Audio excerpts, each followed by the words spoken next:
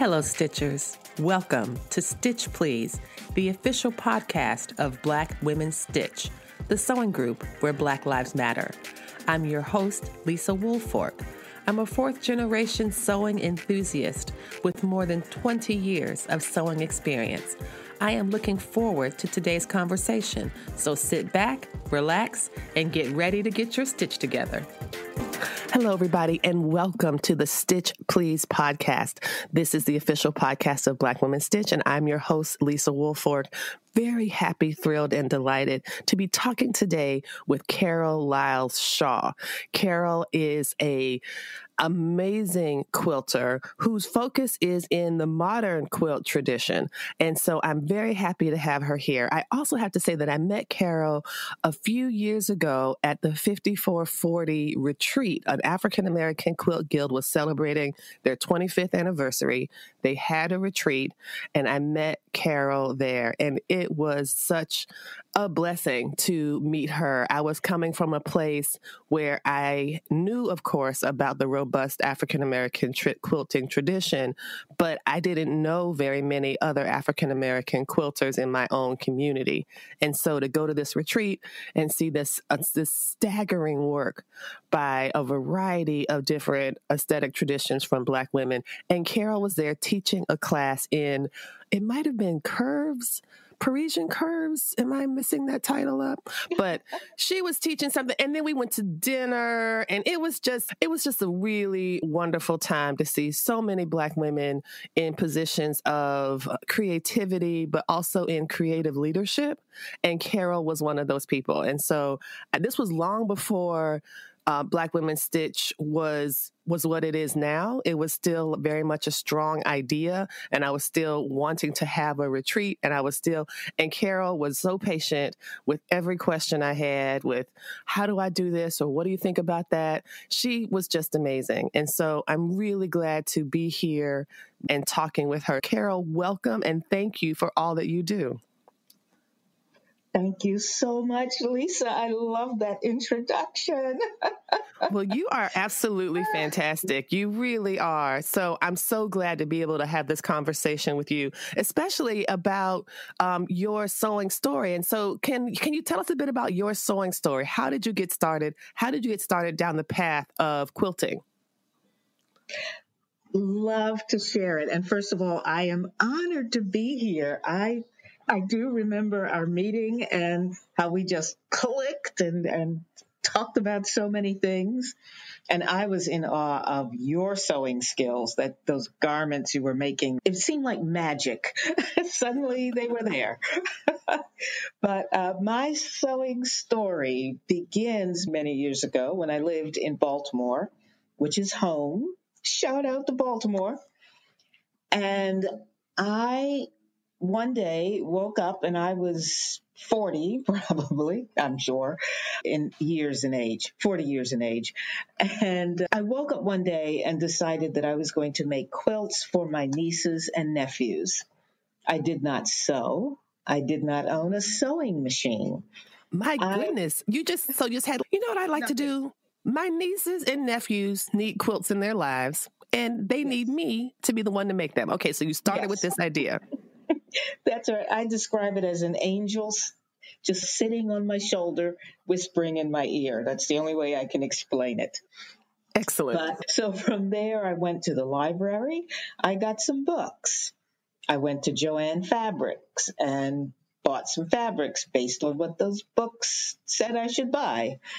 And I started making pretty traditional quilts, 9-patch and log cabin, and those kinds of basic patterns.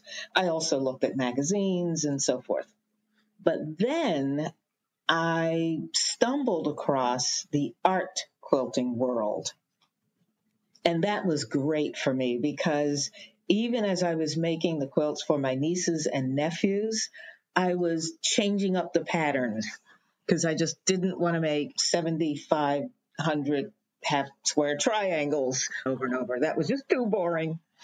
But anyway, I was self-taught. I watched, the TV shows that were on at the time on the public broadcasting stations. Yes. There was a And lot of then good one there's a day, lot of good quilting TV. Absolutely. I oh remember yeah, that.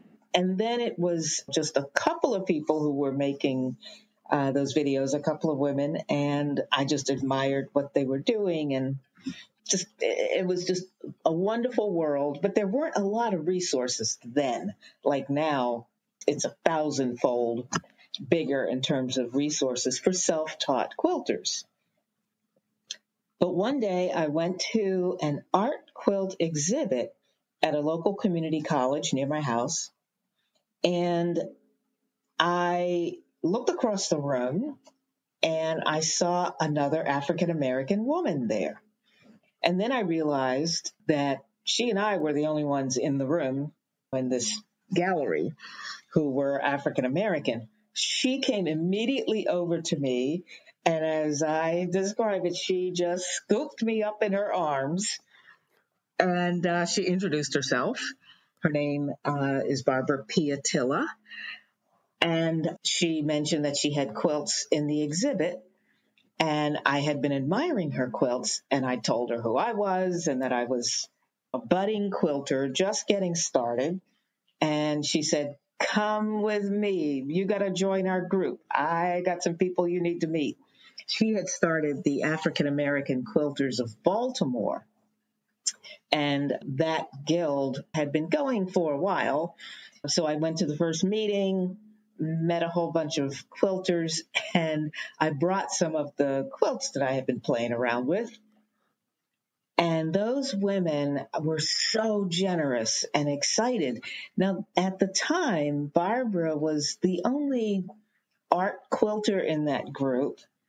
The rest of the members were basically making traditional quilts. And they were using heirloom sewing skills, which I'm sure you can appreciate, Lisa. Oh my goodness, seriously. I mean, they were hand quilting 12 stitches or less to an inch. Oh my gosh. They were doing needle turn applique to make Baltimore album quilts.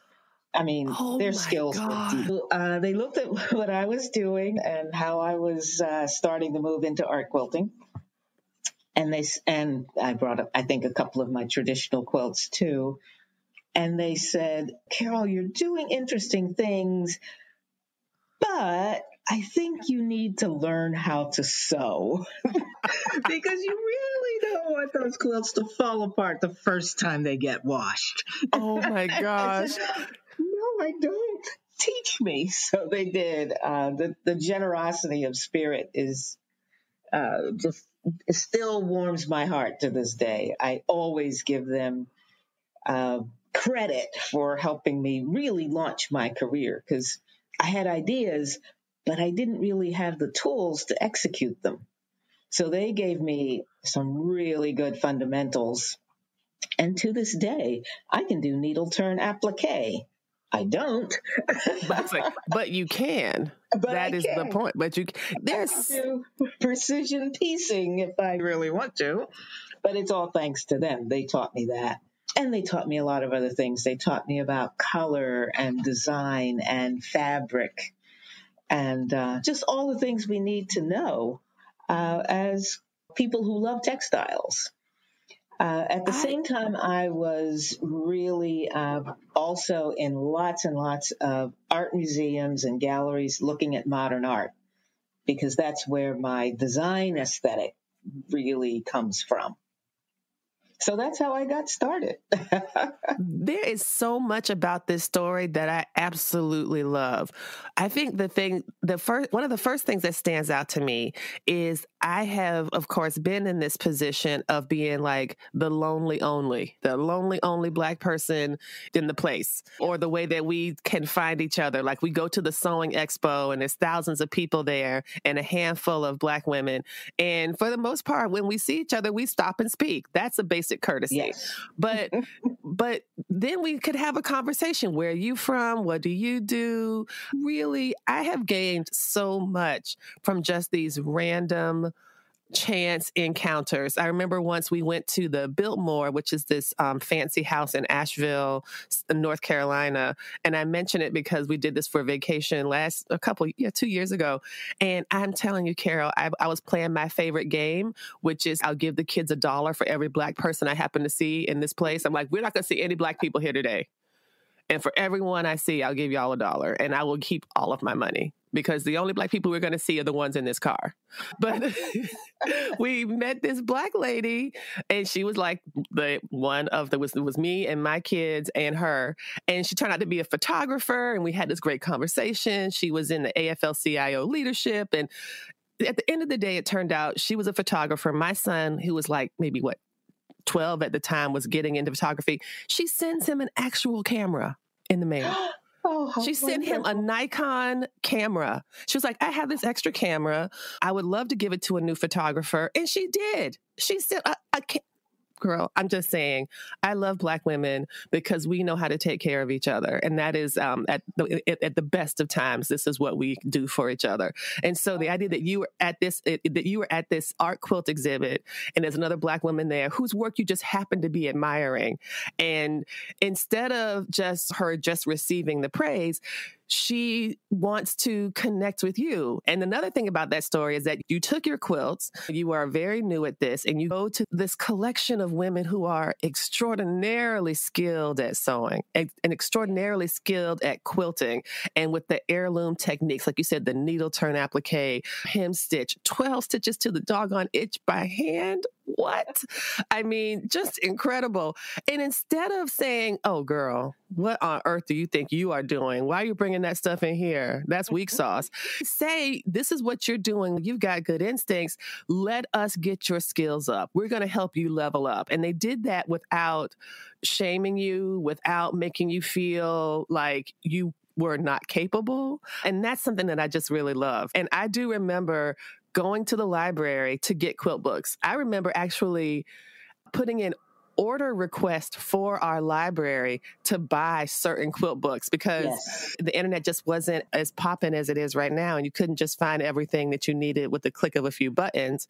You had to get a catalog, and the catalog had the book in it. And so we actually got a lot of good recipes that way too, actually. Yes. So I love this. So as a self-taught quilter, what do you imagine are the steps that I don't know, it just feels amazing to me that you started in this position of just saying, my niece and nephew need some quilts, and I want to be the one to make them, to someone who is writing books and co-founding a modern quilt guild of their own, and now teaching classes all over and exhibiting work all over. When you look back at this part of your journey, like, how do you imagine what steps did you take to get there? Because it's so impressive. It's so funny when I try to think back to the very first quilts that I was making after buying a sewing machine at Sears. Oh my word. Those Kenmore machines were good machines. Yeah, those Kenmore machines were good machines. Yep, they were. It was solid, came in a nice wooden cabinet and everything. I don't know. I do know. Let me not be overly self-deprecating here. I've always been, first of all, interested in anything that had to do with art and color. So this textile world really felt like an extension of my, lifelong interest in that sense. And I just figured I can learn to do anything. As one of my aunts used to say, if you can read and remember, you can learn to do almost anything. And that stuck with me. And I've taught myself a lot of things. Speaking of photography, I taught myself photography way back in the day. I took a few classes in painting when I thought maybe I want to paint, and explored that. But I've always figured I can learn to do this. Sometimes a great thing. I keep that when I'm teaching, I use that really as my learning framework. This is just fabric. It's a sewing machine. We're not landing a 757 here.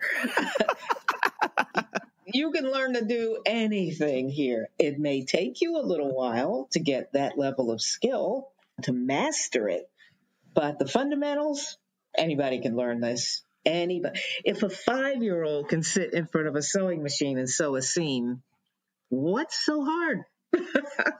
We, as adults, we are bombarded with messages about perfectionism and Yes. mastery. And we forget that if we use our curious openness, our childlike mind, the world is available to us. We need to encourage new quilters of any age and type, or someone new to a type of quilting.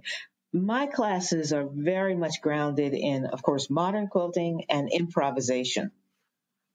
And I get lots and lots of students who are new to one or both of those styles of creating a quilt. And I just tell them, forget some of what you already know about quilting and come to this with an open mind, because you're going to learn a new set of tools. And that's all it is. It's a new set of tools, or a different set of tools. But come open, come ready, come ready to have some fun. And please come ready to make some mistakes. Because in improvisation especially, I'm always saying we have intention. There are techniques, there are steps, there are processes that I teach in my classes. I said, however, at some point in implementing that technique, there will be an unexpected result, an unexpected outcome. That's part of improvisation. It's the discovery. Not really know. And my students will say this, okay, Carole, so you always say start with an intention, but don't worry about the end result. The end will emerge. So we don't have to know what the end result will be. I said, exactly. And it is 180 degrees different from most either very pattern-based approaches or traditional quilts. Precision piecing. You do know the end result and you know what it's supposed to look like, what it has to look like. Not so with improvisation, because you can always do something different. Whatever comes out, if you love it, you leave it. If you don't love it, you change it. I love that. Oh my gosh. Okay. So I wanted to follow up with a couple questions. First, I think I'm going to need some definitions, because I'd love to hear your perspective on how you define the genres of these quilts. I think that I'm melding in my mind 3 different things. So I guess I'm going to ask you to define, according to your own perspective, what is an art quilt? What is a modern quilt? And would you imagine improvisation going under modern quilt, like a subset, or would that be a totally separate style of quilting as well? So maybe tell folks, what is an art quilt? Okay. And this is always a challenging question. There's no wrong answer. I know, but I'm trying to give a coherent answer. Okay, an art quilt. For me, art quilting is a style of textile work where the maker wants to achieve a new and unique outcome, not a pattern, not following a style or even a technique or a format that other people have done. In other words, the art quilter is always striving for a unique result. Now, art quilting also usually involves surface design, that is, doing something to the fabric itself. It could be printing on it, it could be painting on it, it could be burning it or rusting it, that is, using something rusty and wrapping the fabric around it, sprinkling it with water, and letting the rust put an imprint on the fabric. There are all kinds of surface design tools and techniques. An art quilt is, in terms of its purpose, its fundamental purpose is to also adorn some area of the home. Just like we hang paintings or Yes. put a sculpture in our rooms, in our living room, bedroom, wherever. Mm-hmm. An art quilt is made to be hung, frankly, Okay. Okay. and typically not washable. It's Okay. usually not for the bed. Now, that said, there So are it's certainly. primarily, would you say it's primarily an aesthetic object?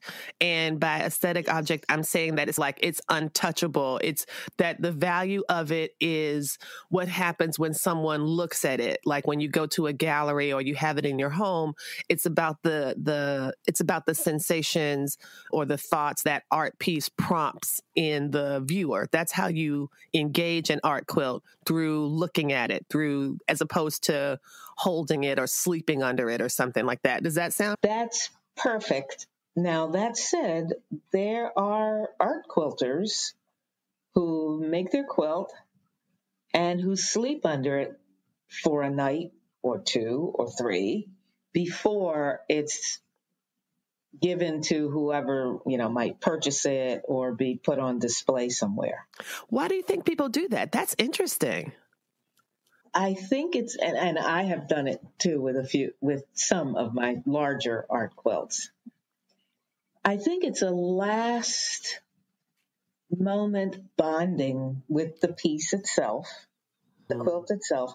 And I think it also gives homage to the quilt, the traditional quilt origins of the art quilt.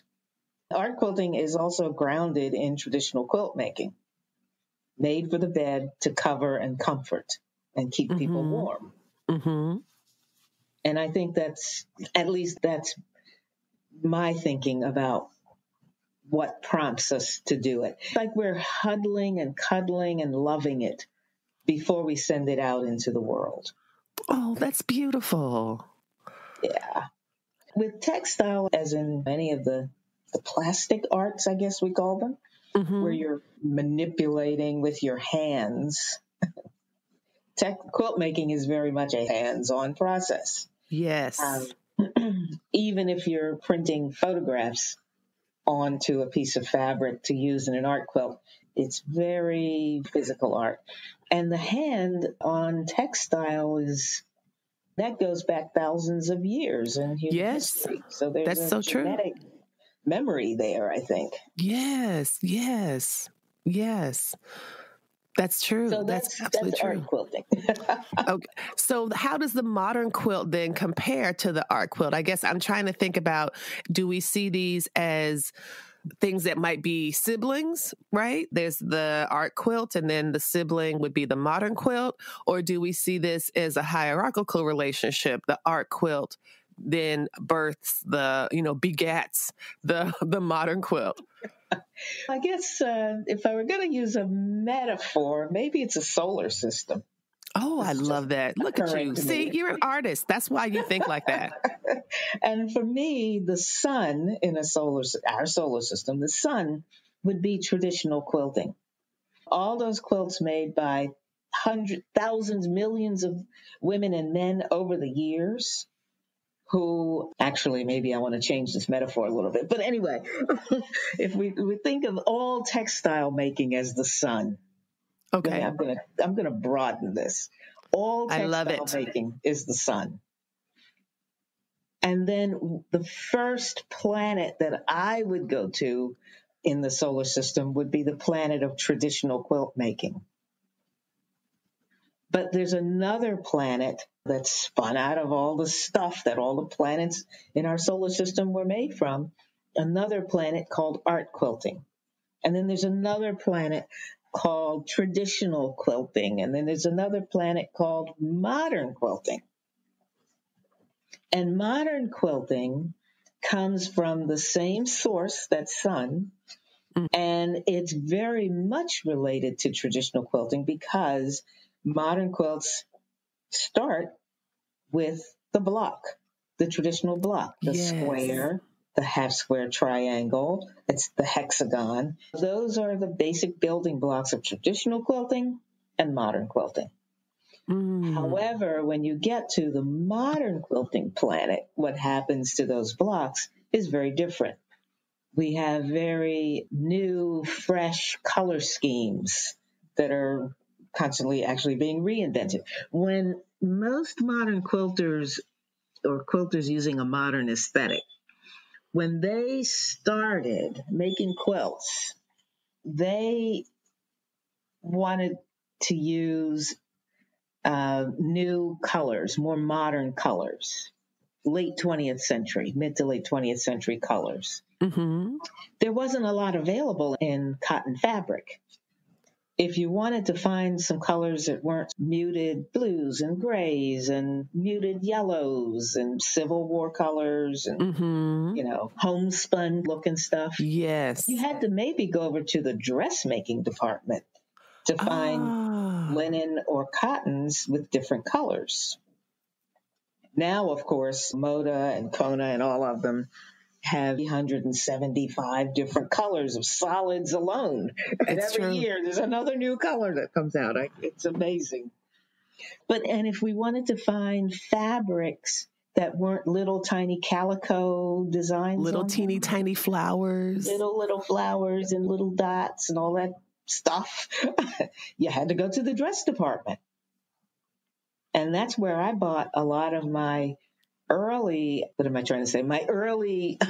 fabrics for my early quilts, because I was starting to play with the idea of modern quilts before I knew what the modern aesthetic was. Interesting. But I'm not alone. Many people were. I won't, I'm not trying to say I'm the only one. But then some folks who were really thinking critically about where they were headed with their aesthetic, created the core elements or design principles of modern quilting. And we're still playing and reinventing even those design principles today. Modern quilting is still emerging, but the fundamental design principles really come out of mid-20th century painting.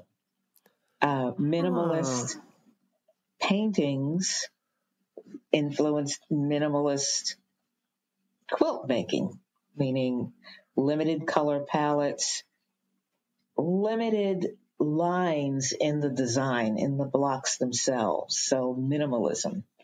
Pop art and mid-century modern art also influenced early and still continue to influence us to this day in terms of design aesthetic. Yeah, it's all related. It's a continuum. These are not boxes with rigid sides.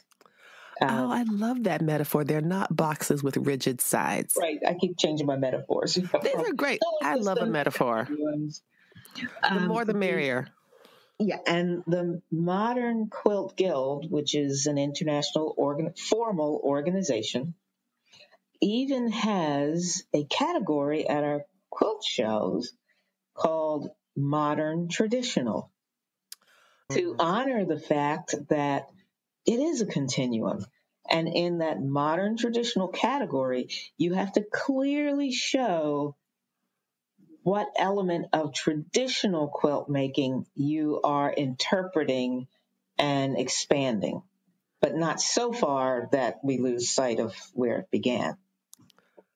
Wow, that sounds like it'd be a very difficult category to judge.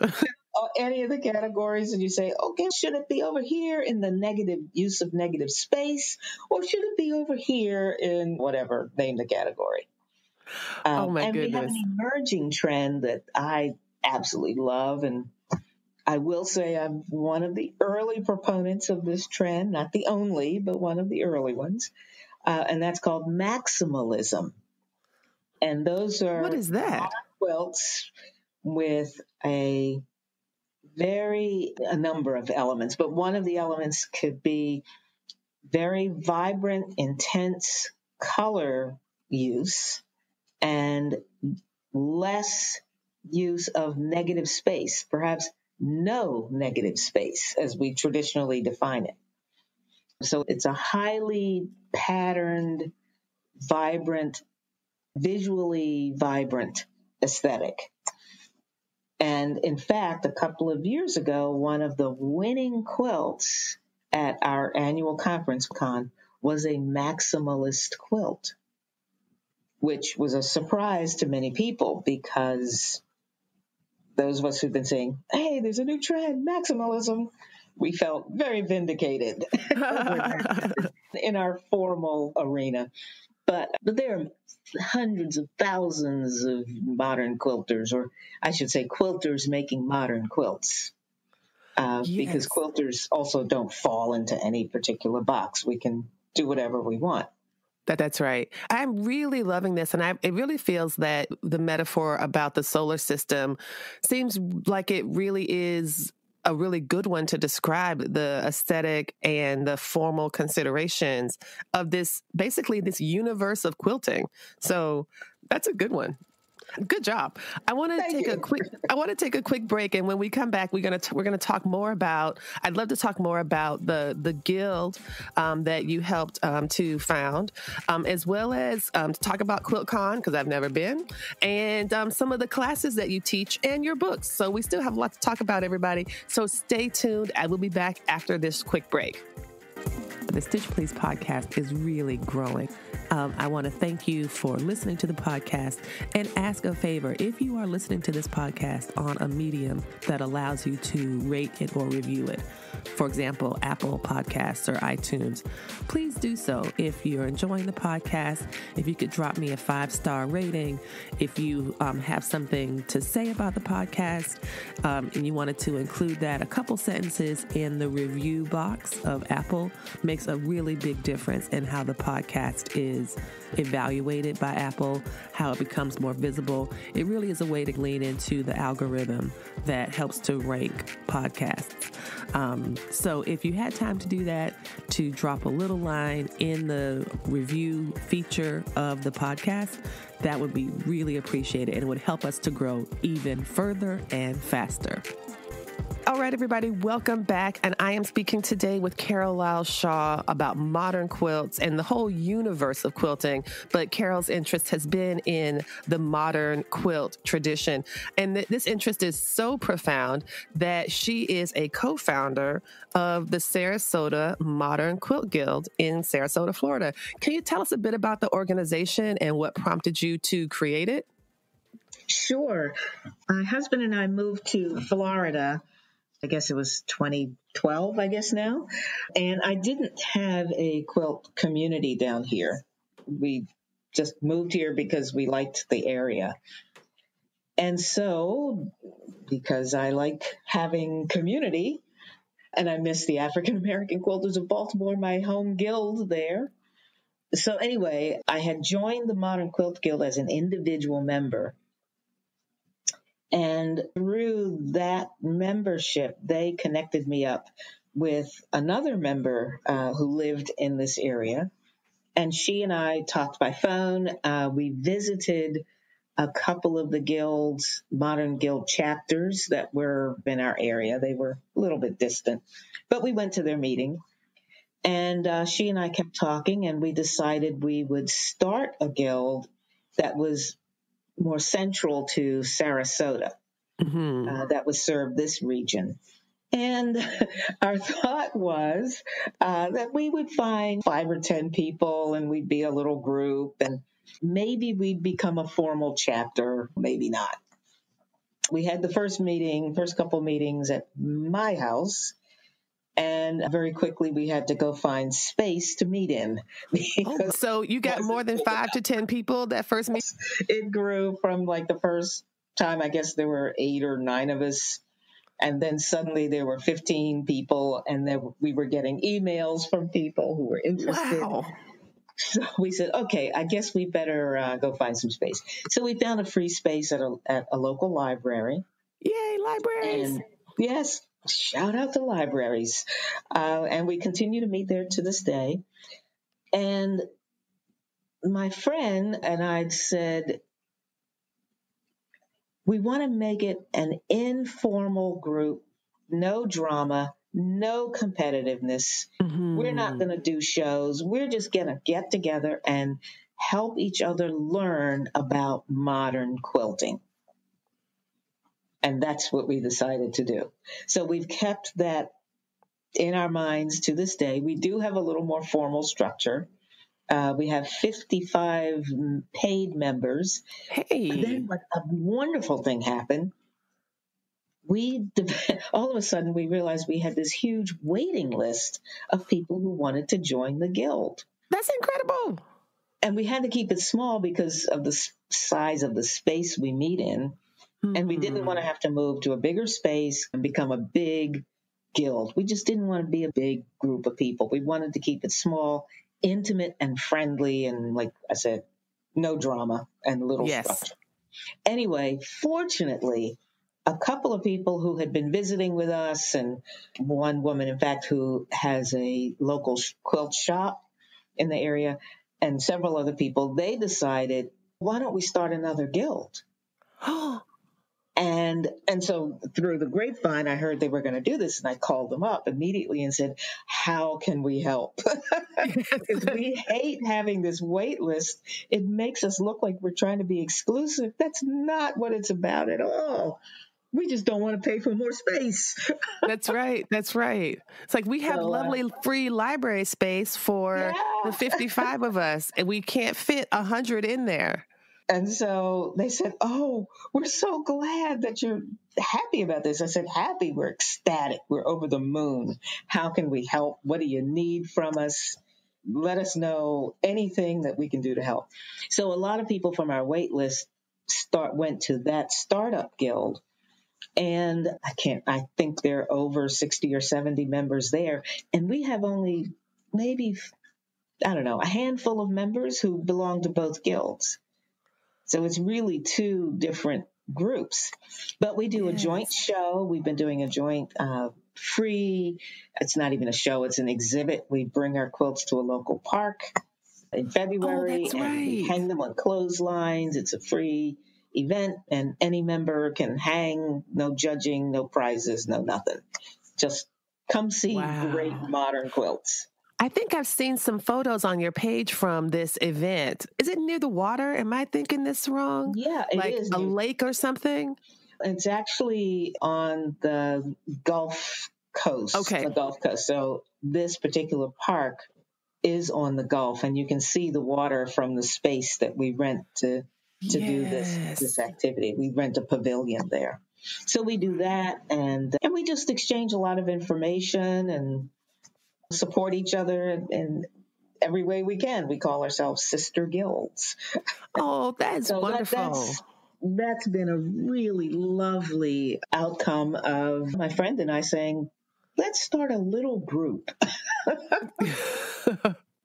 And you were able to maintain that. You were able to keep that. You were able to say, okay, when we get to a point, we're going to just keep a waiting list, and we're not trying to be snobby. It's not because we don't think that other people who are waiting are worthy. We're all worthy, but there's limitations that we have that have nothing to do with our desire to grow. Exactly. And so when someone else pops up, you don't see them as competition. You see this as a form of cooperation. Like, you are helping us. And I really love that. I wanted to shift to talk some about the books that you've written. So I was thinking about the modern quilt one, of course, and also the patriotic ones. I'm not a big patriotic person, but looking at your work, what I was able to discern from the way that you talked about it was that you did, I thought, a really great job of basically, in some ways, claiming some of the legacies of Americana for Black folks. That was something that I think that I recognize, that I appreciate about the work that you did in the patriotic quilt book. Can you talk a bit more about that, about what made you offer a contribution to what some might call Americana, or what some might call, or as you call it yourself, the patriotic quilt book? You nailed it. That book came out of... it actually came out of my art quilt work, which I still continue to make art quilts, but on a much more limited basis, occasional commissions and that sort of thing. But I had been making art quilts that were honoring the service of African American men and women particularly in the period of the World War II and Korea. Because at that time, when they served, and my father and uncles were part of that generation, when they served, they actually, there were legal limits on their ability to participate in American life. The Army was segregated. Voting rights were absolutely suppressed in brutal ways, particularly in the South of the U.S., segregation in the Army, the Navy, etc. We all know that history. We know more about it now.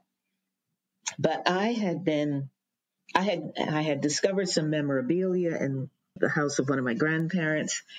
And anyway, long story short, I had been making those art quilts and had set that theme to the side. I wrote my first modern quilt book set of patterns and self-published. Another thing I taught myself with help, but self-published. And then I had been looking at my African-American military quilts, and that sparked in me a drive to, first of all, modernize patriotic quilts, tie it to the theme, because there is one quilt in that book that is actually an art quilt that has photos of my father and my uncle and some of his friends who served. But and then another thing that I don't know where that was coming up for me was the need to tie patriotic quilts to honoring our core liberties that are founded in the Constitution. So in that book, I have excerpts from the Constitution, which not enough people have read. And I include myself in that group because when I started this, I thought maybe I better read this Constitution myself again. A lot of things came together to cause me to say, I'm going to publish this book. And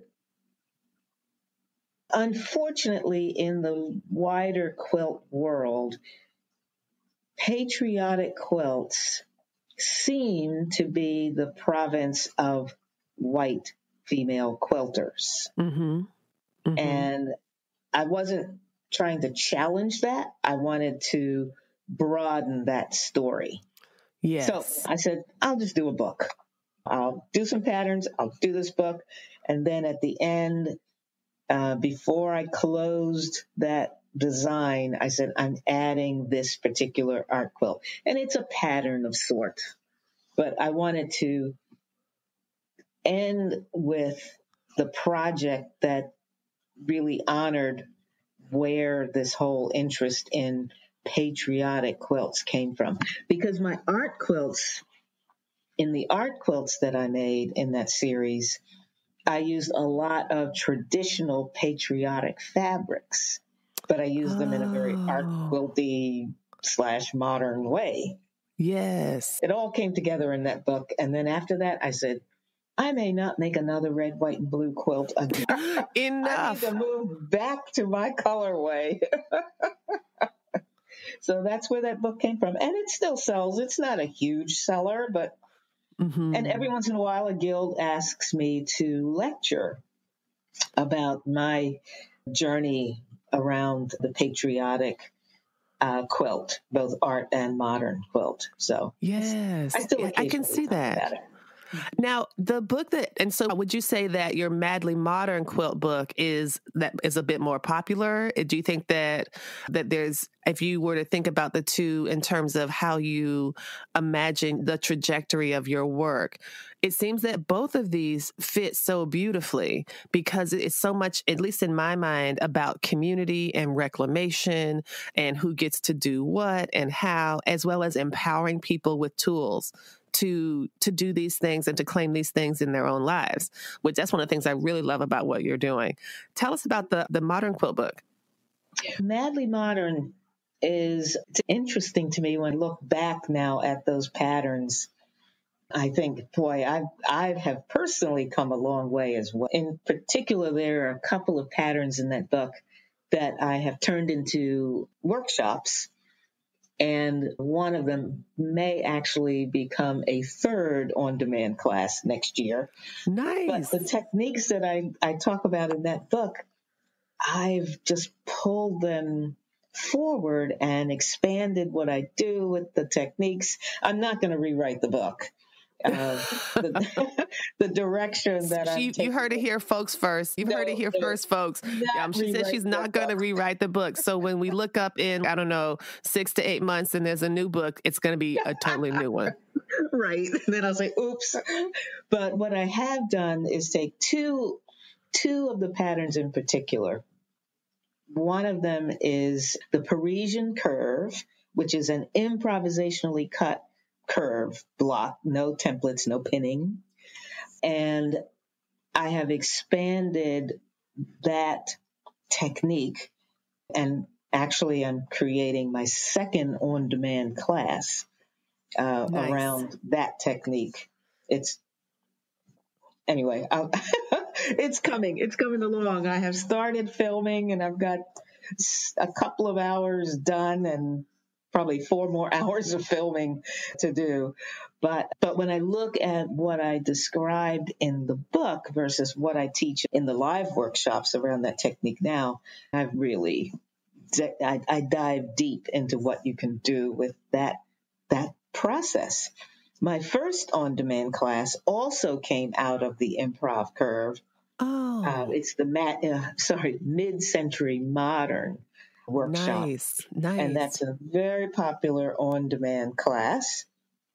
And I occasionally teach an intro class, but I'm probably going to retire the intro class this year and really focus on the on-demand class. In my on-demand classes, although you study it on your own schedule, I also, every few weeks, I run a live Q&A where students can bring, questions and talk about the fabric that they want to use, etc. Or I will dive into how to use fabric or some other aspect of the process. And then I now have started recording and doing some excerpting from that recording and posting that in our class site so that those who can't attend live can watch the recording of what I talked about and the questions people were asking. Mm-hmm, mm-hmm. So I want to give a bit of the live class community aspect to the on-demand classes. That was one of the things I was wondering about, because I feel like you have adjusted what looks like, at least to me from as an outside perspective, pretty seamlessly to our current situation. We're recording this in the 8th month of 2020, which has been completely overwhelmed with coronavirus and the need for physical distancing and limited travel, et cetera. And you have done such a great job, I think, adapting from the workshops that you used to give in person, like the Parisian curves one that you did at the 5440 retreat, to this new, what we call asynchronous teaching style. And so it just is so impressive to see how you've been able to retain some of the principles of improvisation and encouraging students to just try it. Even though you might not be meeting them live, but you are there to encourage through your on-demand class. Could you talk a bit about that process, about what were some of the things you wanted to make sure you prioritize in producing the on-demand class? And I have to say I had a bit of foresight, not about where, this whole COVID thing, but in early 2019, I decided that I had to figure out a way to get off the road teaching quilting. And back then, I had the idea that maybe I could create an on-demand class. I had a Craftsy account like everybody did back then. Yes. And I was looking at those classes and I kept thinking, I can do that. I know how to teach, and I'm a good teacher. You sure do. And you are. I can figure out, I didn't know how. I did not know how I was going to do it. But I started learning watching YouTube videos of all types. And I started this process a year and a half ago because I was looking at some of my old notes recently. And like I said, I didn't know how, but I knew there had to be a way. And at the time, I was even talking to a couple of companies about hiring a production company, a video production company, and make my class that way because that's what I knew. And I quickly realized that I did not want to spend that kind of money. There had to be a different way. And meanwhile, I had discovered YouTube, and I'm watching all these YouTube type people, not even yet in the quilting world. I discovered those kind of second, but I could see that there was another way, that there was a less expensive but still accessible way. Yes. And I still had some concerns about how would I replicate the face-to-face intimacy. Yes. But you can. So anyway, fast forward, by the end of 2019, I was making my test videos. I took a couple of classes with a couple of people who were doing on-demand teaching. Yes. And slowly gathering more resources for myself. So I was able to launch my on-demand class about the same time that everything was starting to shut down too, for the face-to-face teaching. But I was in a Facebook group with, in fact, Ebony Love, who you had interviewed a few weeks ago. That's right. That's right. Yeah, a wonderful podcast. But I remember saying in a post on the Facebook group we were in that I really wasn't sure how to replicate the face-to-face experience with virtual live teaching. And Ebony challenged my thinking and just asked a couple of really smart questions that caused me to step back and think, is that really the right question? Am I coming out of this negative perspective? And I realized I was. So she was just enormously helpful around that. Shout out to Ebony. Yes, absolutely. That's right. That's right. But anyway, I said, my on-demand class launched. People loved it. I said, I'm going for it. So the guilds that I had contracted with, I went back to them and said, you want to do a live Zoom class? Just step into it and go for it. Learn by doing. A lot of us teachers were trying to figure out how to pivot. And the whole community lifted itself up together. Yes, it's like this is definitely a team lift situation. Carole, this has been such a delightful conversation. Can you tell folks where we can find you on social media? Because I'd love for everyone to follow up with you. Oh, thank you. Instagram is my most active social media arena, and it's at Carole with an E, Carole _Lyles-Shaw. And on the internet, you can find my blog, and it's CaroleLyles-Shaw.com. I do a limited amount on Facebook, and again, it's Carole Lyles-Shaw.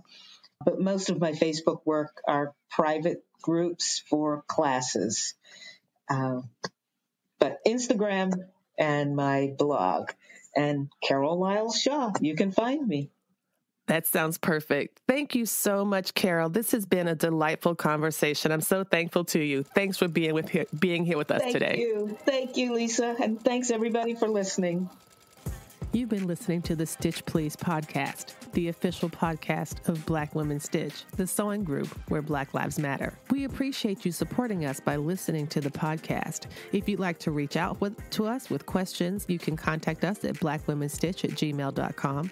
If you'd like to support us financially, you can do that by supporting us on Patreon, Patreon, and you can find Black Women Stitch there in the Patreon directory. And for as little as $2 a month, you can help support the project with things like editing, transcripts, and other things to strengthen the podcast. And finally, if financial support is not something you can do right now, you can really help the podcast by rating it and reviewing it anywhere you listen to podcasts that allows you to review them. So I know that not all podcast directories or services allow for reviews, but for those who do, for those that have like a star rating or just ask for a few comments, if you could share those comments and say nice things about us at the Stitch Please podcast, that is incredibly helpful.